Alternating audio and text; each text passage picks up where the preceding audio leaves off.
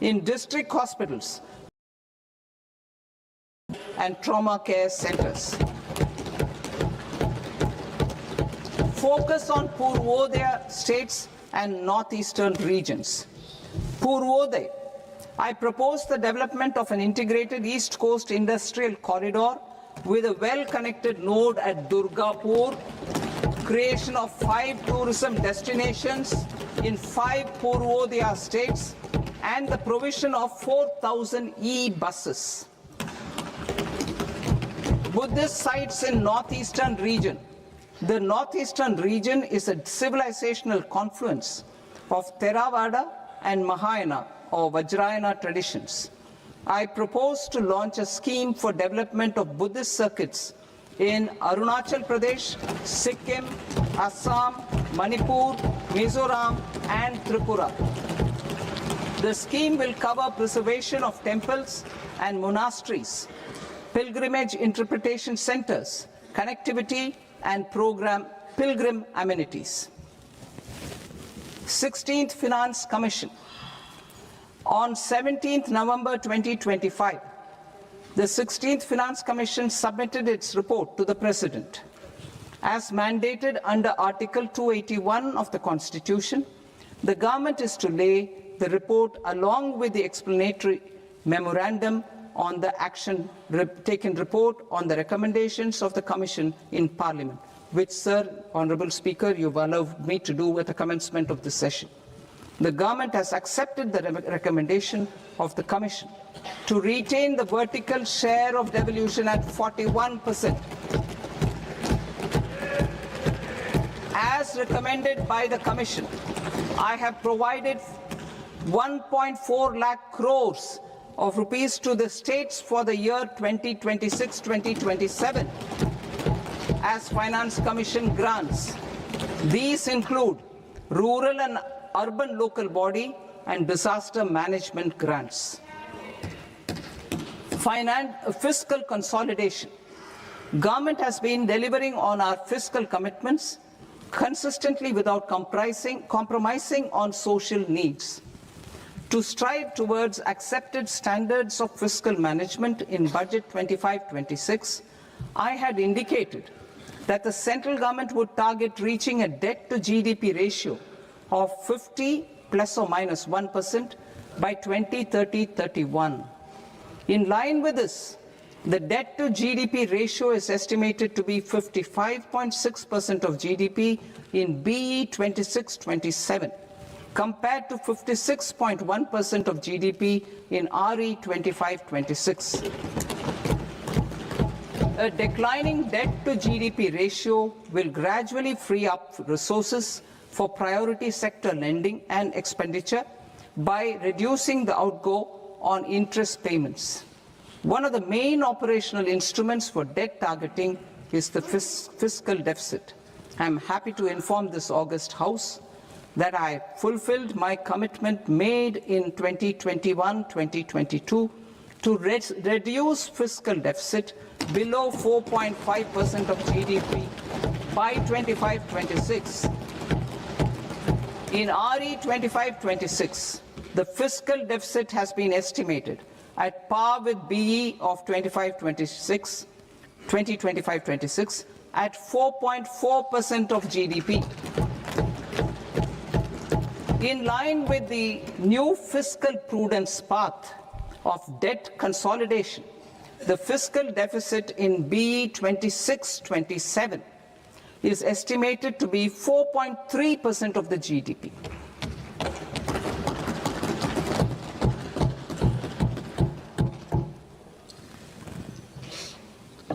The revised estimates of the non-debt receipts are 34 lakh crore rupees, of which the centre's net tax receipts are 26.7 lakh crore.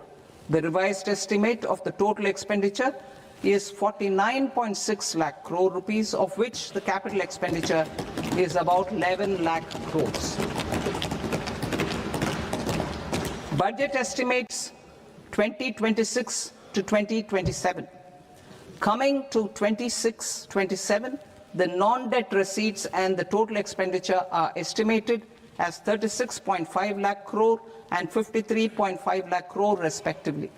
The centre's net tax receipts are estimated at 28.7 lakh crore rupees. To finance the fiscal deficit, the net market borrowings from dated securities are estimated at 11.7 lakh crore rupees. The balance financing is expected to come from small savings and other sources. The gross market borrowings are estimated at 17.2 lakh crore rupees. I'll now move to Part B. Part B, direct taxes.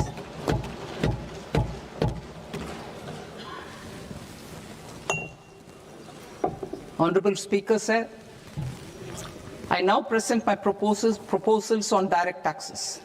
New Income Tax Act.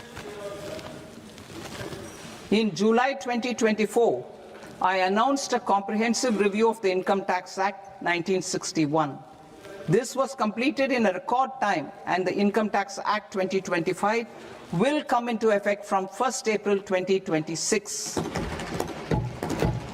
The simplified income tax rules and forms will be notified shortly, giving adequate time to taxpayers to acquaint themselves with its requirements.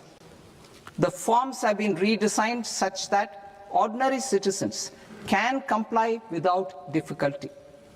Ease of living. I propose that any interest awarded by the Motor Accident Claims Tribunal to a natural person will be exempt from income tax, and any TDS on this account will be done away with. I propose to reduce TCS rate on the sale of overseas tour program package from the current 5% and 20% to 2% without any stipulation of amount. I propose to reduce TCS rate for pursuing education and for medical purposes under the Liberalized Remittance Scheme, popularly known as LRS, from 5% to 2%. Supply of manpower services is proposed to be specifically brought within the ambit of payment to contractors for the purpose of TDS to avoid ambiguity. Thus, TDS on these services will be at the rate of either 1% or 2% only. I propose a scheme for small taxpayers, wherein a rule-based automated process will enable obtaining a lower or nil deduction certificate instead of filing an application with the assessing officer.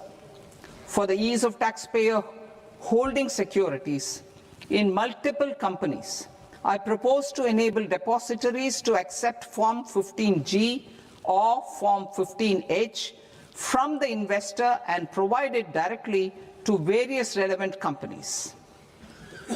I propose to extend time available for revising returns from 31st December to up to 31st March with the payment of a nominal fee. I also propose to stagger the timeline for filing of tax returns. Individuals with ITR 1 and ITR 2 returns will continue to file till 31st July, and non-audit business cases or trusts are proposed to be allowed time till 31st August. TDS on sale of immovable property by a non-resident is proposed to be deducted and deposited through resident buyers and his or her PAN-based challan instead of requiring a TAN, which is a temporary accounting number. To address practical issues of small taxpayers like students, young professionals, tech employees, relocated NRIs, and such others, I propose to introduce a one-time 6-month foreign asset disclosure scheme for these taxpayers to disclose income or assets below a certain size.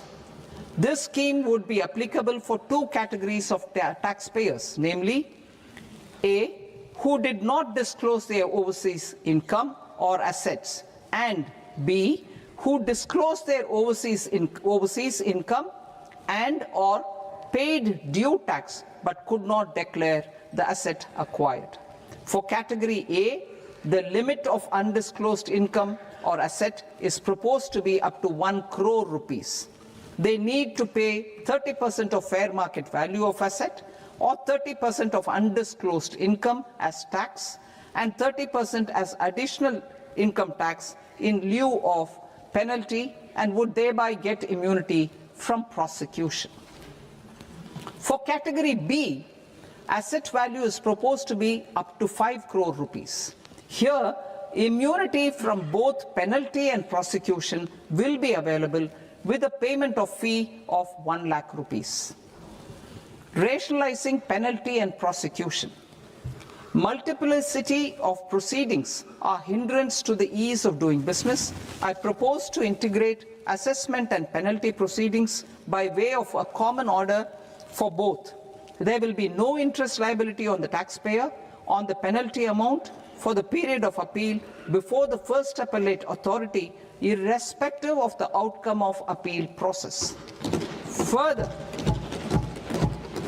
quantum of prepayment is being reduced from 20% to 10% and will continue to be calculated only on core tax demand.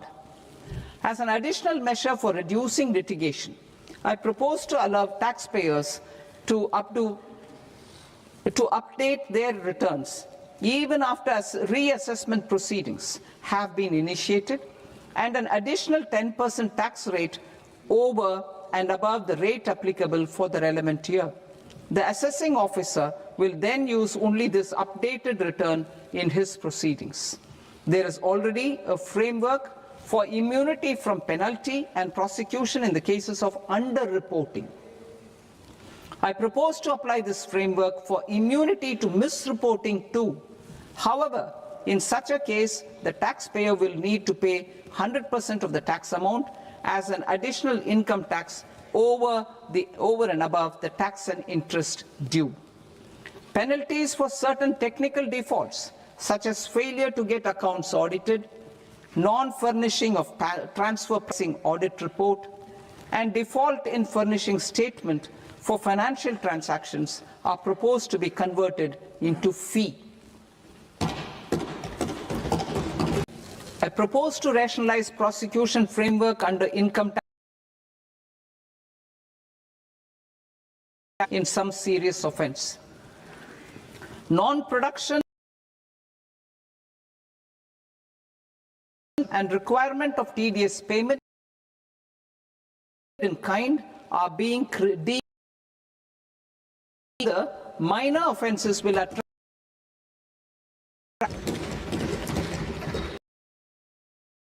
graded commensurate with the quantum of maximum imprisonment reduced to 2 years and fines. There's no disclosure of non-immovable aggregate value less than 20 lakh rupees. I propose to also provide them with immunity from problem by its members. I propose to extend this deduction to also include supply of cattle feed and cotton seed produced by its members. I propose to allow inter-cooperative society dividend income as deduction under the new tax regime to the extent it is further distributed to its members. I further propose to allow exemption for a period of 3 years to dividend income received by a notified national cooperative federation on their investments made in companies up to 31/1/2026. This exemption would be allowed only for dividends further distributed to its member cooperatives. Supporting IT sector as India's growth engine. India is a global leader in software development services, IT-enabled services, knowledge process outsourcing services, and contract R&D services relating to software development. These businesses and their segments are quite interconnected with each other. All these services are proposed to be clubbed under a single category of information technology services with a common safe harbor margin of 15.5% applicable to all. The threshold for availing safe harbor for IT services is being enhanced substantially from 300 crore rupees to 2,000 crore rupees. Safe harbor for IT services shall be approved by an automated rule-driven process without any need for tax officer to examine and accept the application. Once applied by an IT services company, the same safe harbor can be continued for a period of 5 years at a stretch at its choice.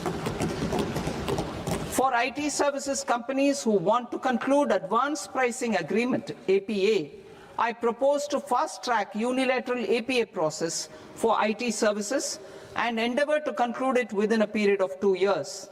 The period of 2 years can be extended by a further period of 6 months on taxpayers' request. I propose to extend the facility of modified returns available to the entity entering APA to its associated entities also. Attracting global business and investment. Recognizing the need to enable critical infrastructure and boost investment in data centers, I propose to provide tax holiday till 2047 to any foreign company that provides cloud services to customers globally by using data center services from India.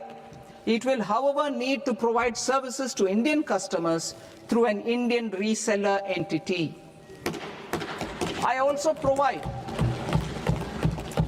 propose to provide a safe harbor of 15% on cost in case the company providing data center services from India is a related entity. To harness the efficiency of just-in-time logistics for electronic manufacturing, I propose to provide safe harbor to non-residents for component warehousing in a bonded warehouse at a profit margin of 2% of the invoice value. The resultant tax of about 0.7% will be much lower than in competing jurisdictions. To provide fillip to toll manufacturing in India, I propose to provide exemption from income tax for 5 years to any non-resident who provides capital goods, equipment, or tooling to any toll manufacturer in a bonded zone. To encourage vast pool of global talent to work in India for a longer period of time, I propose to provide exemption to global, non-India sourced income of a non-resident expert for a stay period of 5 years under notified schemes. I propose to provide exemption from minimum alternate tax, the MAT, to all non-residents who pay tax on presumptive basis. Tax administration. I propose to constitute a joint committee of Ministry of Corporate Affairs and Central Board of Direct Taxes for incorporating the requirements of income computation and disclosure standards, the ICDS, in the Indian Accounting Standards, IND AS itself. Separate accounting requirement based on ICDS will be done away with from the tax year 27-28. To support Prime Minister Modi's vision of homegrown accounting and advisory firms to become global leaders, I propose to rationalize the definition of accountant for the purposes of safe harbor rules. Other tax proposals. Change in taxation of buyback was brought in to address the improper use of buyback route by promoters. In the interest of minority shareholders, I propose to tax buyback for all types of shareholders as capital gains. However, to disincentivize However, to disincentivize misuse of tax arbitrage, promoters will pay an additional buyback tax. This will make effective tax 22% for corporate promoters. For non-corporate promoters, the effective tax will be 30%. TCS rate for sellers of specific goods, namely alcoholic liquor, scrap, and minerals, will be rationalized to 2%, and that on tendu leaves will be reduced from 5% to 2%. I propose to raise the STT on futures to 0.05% from the present 0.02%. STT on options premium and exercise of options are both proposed to be raised to 0.15% from the present rate of 0.1% and 0.125% respectively. We reformed the taxation landscape for corporates in 2019 by providing them a simplified regime with lower tax rate so that they could productively focus on business rather than on claim of deductions and exemptions. To encourage companies to shift to the new regime, set-off of brought forward MAT credit, minimum alternate tax credit, is proposed to be allowed to companies only in the new regime. Set-off using available MAT credit is proposed to be allowed to an extent of 1/4 of the tax liability in the new regime. MAT is proposed to be made final tax, so there will be no further credit accumulation from 1st April 2026. In line with this change, the rate of final tax is being reduced to 14% from the current MAT rate of 15%. The brought forward MAT credit of taxpayers accumulated till 30th March 2026 will continue to be available to them for set-off as above. Indirect taxes. I shall now take up proposals related to indirect taxes. My proposals for customs and central excise aim to further simplify the tariff structure, support domestic manufacturing, promote export competitiveness, and correct inversion in duty. To continue weeding out long-continuing customs duty exemptions, I propose to remove certain exemptions on items which are being manufactured in India or where the imports are negligible. Similarly, to further simplify the process of ascertaining the rate of duty applicable on a particular item, I propose to incorporate certain effective rates in various customs notifications to the tariff schedule itself. I shall now take up sector-specific proposals. Promotion of exports of marine, leather, and textile products. I propose to increase the limit for duty-free imports of specified inputs used for processing seafoods for export from the current 1% to 3% of FOB value of the previous year's export turnover. I also propose to allow duty-free imports of specified inputs, which is currently available for exports of leather or synthetic footwear, to exports of shoe uppers as well. I propose to extend the time period for export of final product from the existing 6 months to 1 year for exporters of leather or textile garments, leather or synthetic footwear, and other leather products. Energy transition and security.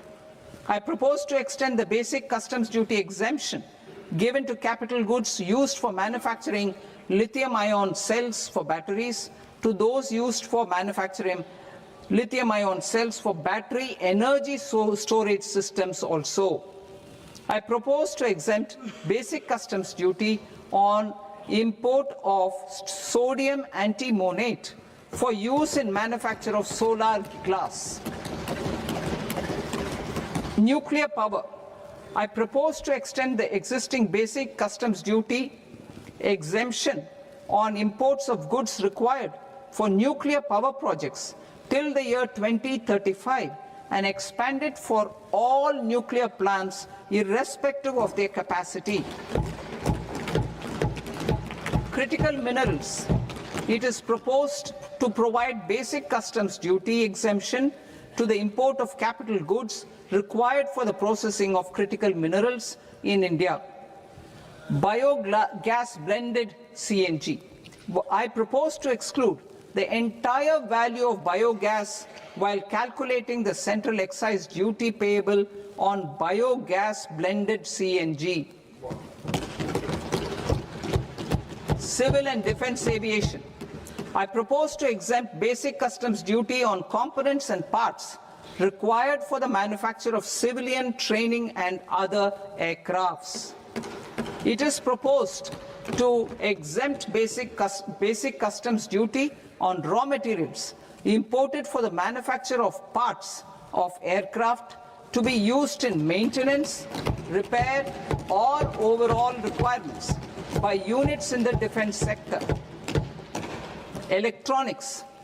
To deepen value addition in the consumer electronics sector, I propose to exempt basic customs duty on specified parts used in the manufacture of microwave ovens. Special economic zone. To address the concerns arising about utilization of capacity by manufacturing units in the special economic zones due to global trade disruptions, I propose as a special one-time measure to facilitate sales by eligible manufacturing units in SEZs to the domestic tariff area at concessional rates of duty. The quantity of such sales will be limited to a prescribed proportion of their exports.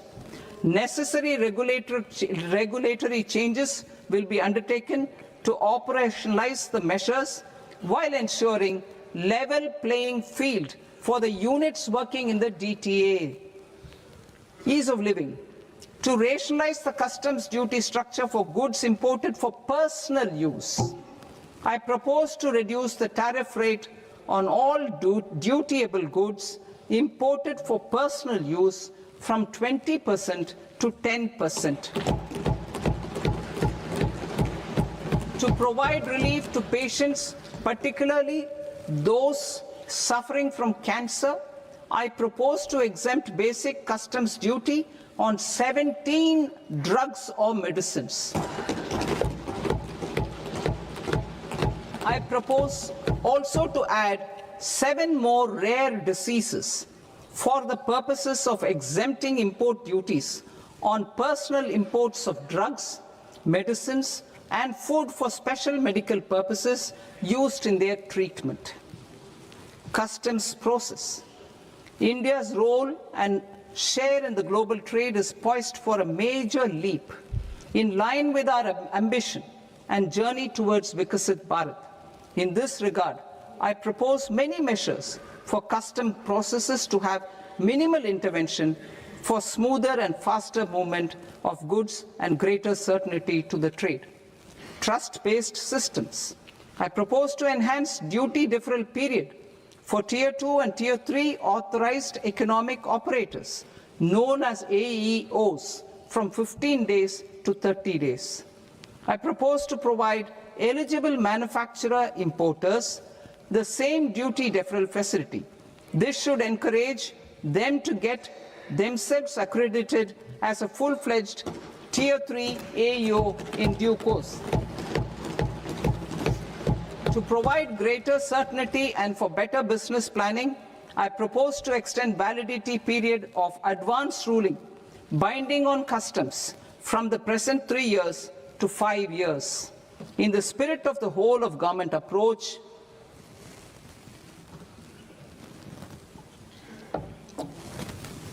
government agencies will be encouraged to leverage AEO accreditation for preferential treatment in clearing their cargo.